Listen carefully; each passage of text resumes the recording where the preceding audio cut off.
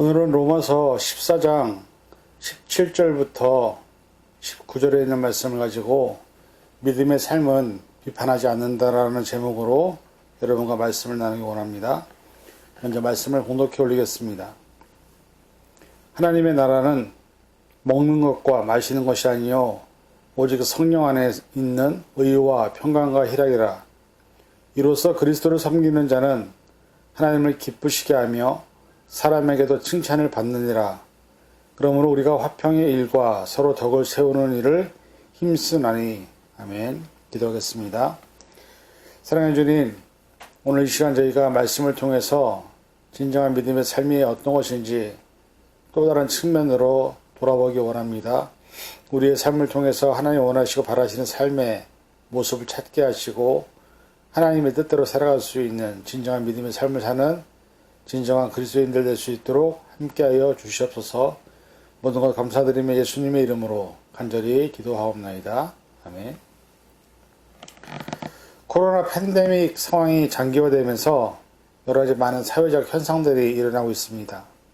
가정에서, 그리고 그동안에 있었던 인간관계 안에서, 그리고 여러 가지 상황과 환경 안에서 서로에 대한 판단과 비판의 목소리가 높아지는 모습들을 많이 보게 됩니다. 특히 기독교가 대면 예배를 위주로 예배를 드리다가 코로나 확진으로 인한 여러 가지 많은 불상사가 생기면서 믿지 않는 사람들 뿐만 아니라 믿는 사람들에게까지도 비판의 소리를 듣고 있는 현실을 우리는 볼 수 있습니다.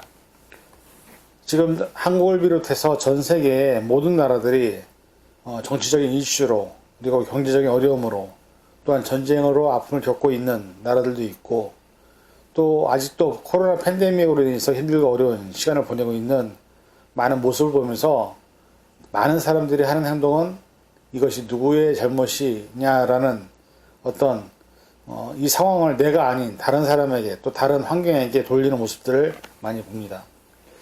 그래서 예전에 사실 사람과 사람 사이에 있었던 정, 그리고 아름다운 모습들 함께하고 함께 슬픔을 공감했던 그런 시간들이 많이 없어지는 것은 아닌가라는 염려도 있지만, 그러나 다행스럽게도 그럼에도 불구하고 그런 상황 속에서 서로를 위해서 자기의 것을 내어놓는 사람들, 그리고 자기의 아픔을 다른 사람들의 아픔을 공감하면서 같이 아파해주는 사람들, 그리고 자기가 갖고 있는 달란트를 통해서 또 리소스를 통해서 다른 사람들을 돕는 그런 많은 또 훈훈한 이야기도 있는 것을 보면서 아직까지 우리가 살고 있는 사회가 희망적인 것이 끝난 것이 아니다라는 그런 것을 보게 됩니다.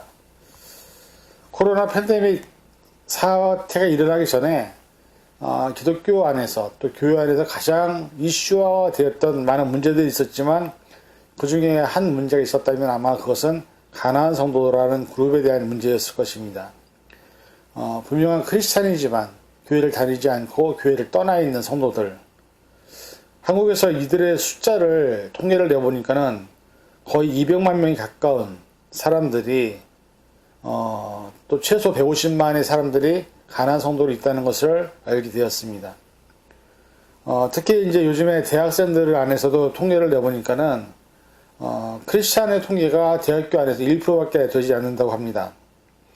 그리고 그 안에서 실제로 캠퍼스 안에서 자기가 크리스찬인 것을 종교란에 쓰지 않는 퍼센트가 14에서 16%가 된다고라는 그런 소식을 들었습니다. 왜 그런가 물어봤습니다. 그랬더니 많은 학생들이 이렇게 대답합니다. 첫 번째는 크리스찬 동아리 선배들에게 시달리지 않기 위해서, 두 번째는 자신의 영적 상태와 신앙을 고민하고 있기 때문에, 그리고 세 번째는 그동안에 부모님 때문에 억지로 다녔던 교회를 더 이상 다니지 않기 위해서라고 이렇게 대답을 했다라고 합니다. 그러니까 결국 많은 아이들이 고등학생 때까지는 억지로 부모님 때문에 교회를 다니지만 대학에 가서 자유롭게 또 혼자서 모든 걸 결정할 수 있는 나이가 되면 더 이상 이제는 부모님의 간섭이나 잔소리가 없기 때문에 교회를 다니지 않는 학생들이 많아진다는 것을 한국이나 미국이나 다 똑같은 현상에 있는 것을 보게 됩니다. 교회 안에서도 사실 세대 가족이 된 교인 중에서 불신자가 되는 확률이 25%, 그리고 낙심자가 25%라고 얘기합니다.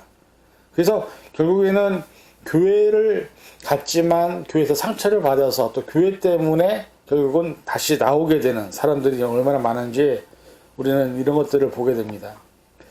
사실 이렇게 된 많은 요인들이 있겠죠.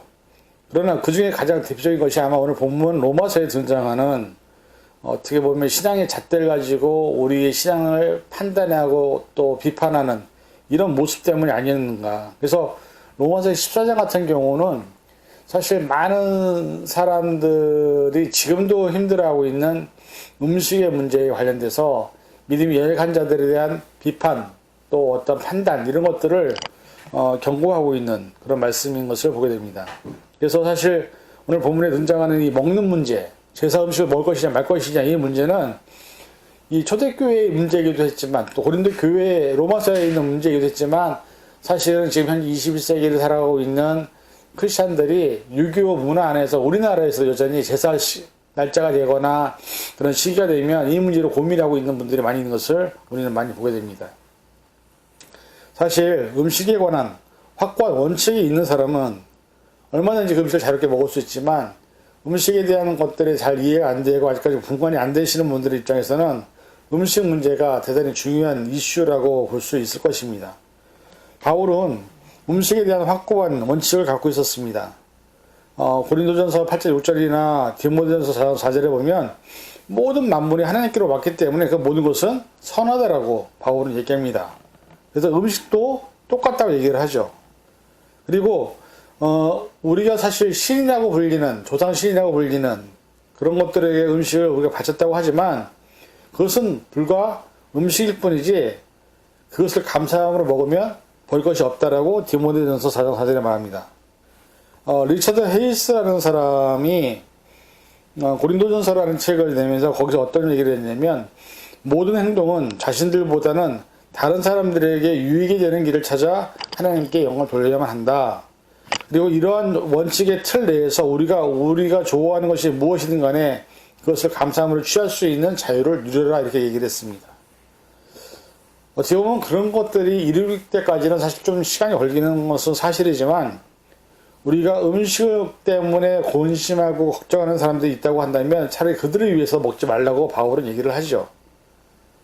근데 중요한 것은 이런 여러 가지 많은 상황들이 이 로마서나 고린도전서에만 등장한 것이 아니라 마태복음에도 등장을 합니다.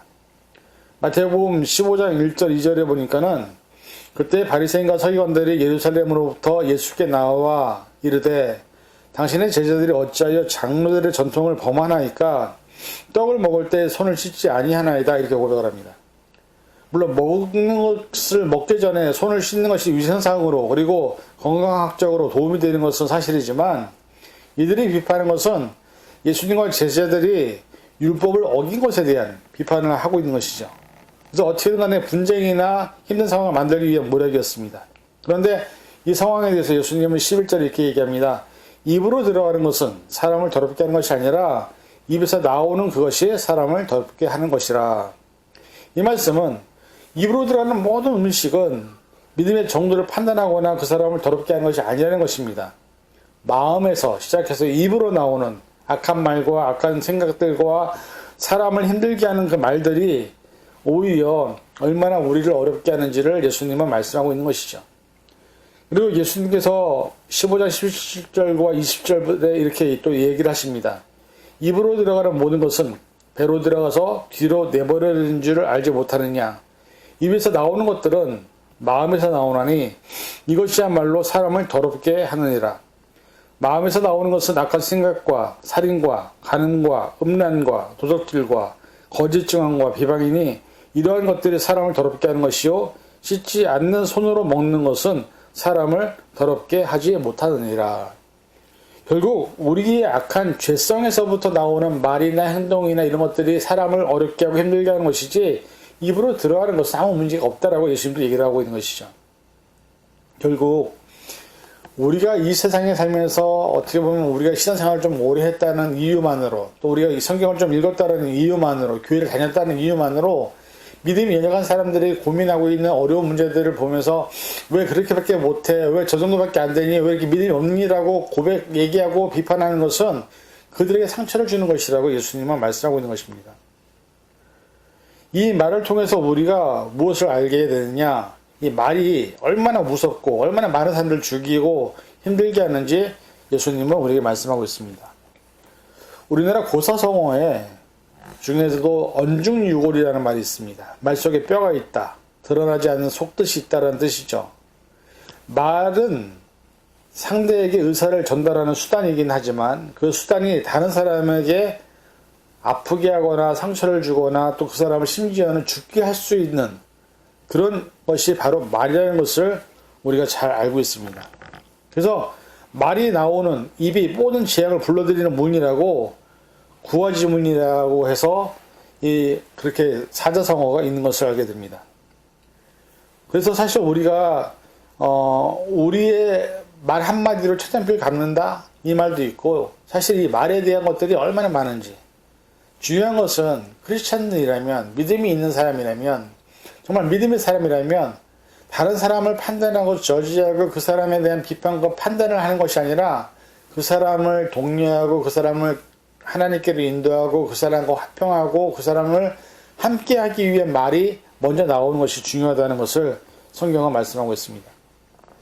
오늘 우리가 사실 비판의 시대를 산다 해도 과언이 아닐 것입니다. 서로가 서로를 비판하기 얼마나 바쁩니까? 거기에 자신의 시간과 열정을 쏟는 사람들을 많이 봅니다. 그리고 그 일을 유튜브를 통해서 자신을 따르는 사람들을 모으기도 하고요. 또 그런 사람 파워를 가지고 자신의 뜻을 펼치는 사람들도 있는 것을 보게 됩니다. 요즘 나오는 드라마나 영화를 보면 인기가 있는 장르들이 있습니다. 사람들이 재미있다고 평을 받는 작품들을 보면 대부분 몇 가지 자극적인 요소가 영화나 드라마에 포함되어 있습니다. 선정적인 장면, 에로틱한 장면, 그리고 폭력적이고 또 어린이나 청소년들이 볼 수 없는 대사나 장면들이 등장할 때 그것을 보는 성인들은 그 드라마나 영화를 선호하게 되어 있고 그래서 자꾸 유튜버라고 얘기해서 유튜버를 통해서 자기의 의견이나 자기의 얘기를 나누는 사람들도 보면 욕이 빠지면 말이 안 되고 또 그런 욕을 듣는 사람들을 웃으면서 거기서 화답을 하고 그래서 점점점 영화나 드라마 보면 어떻게 보면 더 심한 말, 더 자극적인 장면들이 자꾸 연출되어지는 것들을 보게 되고 특히 우리 한국 영화 같은 데서 이렇게 깡패들이나 교도소에 관련된 어떤 장면들이나 경찰들 나오는 영화를 보면요. 욕이 한 70%를 차지합니다. 욕이 빠지면 대화가 안 됩니다. 그래서 사실 그런 것들을 보면서 이것이 정말 좋은 것일까? 이것이 정말로 하나님께서 원하시는 모습일까? 이런 사회가 하나님이 정말 원하시는 하나님의 나라일까라는 그런 생각을 해보게 되는 것이죠. 그것을 보고 그것을 배우는 청소년들조차도 입에서 욕에서 시작해서 욕으로 시작하고 끝나는 삶이 되고 그런 삶이 결국은 인생을 나락으로 떨어뜨리고 무너뜨린 줄도 모르고 살아가는 참으로 안타까운 그런 시대에 우리는 살고 있는 것은 아닌가라는 생각을 해봅니다. 사람의 인격은 그 사람의 말에서 시작이 됩니다. 그리고 그것이 행동으로 그 사람의 인격이 드러나게 되어 있습니다.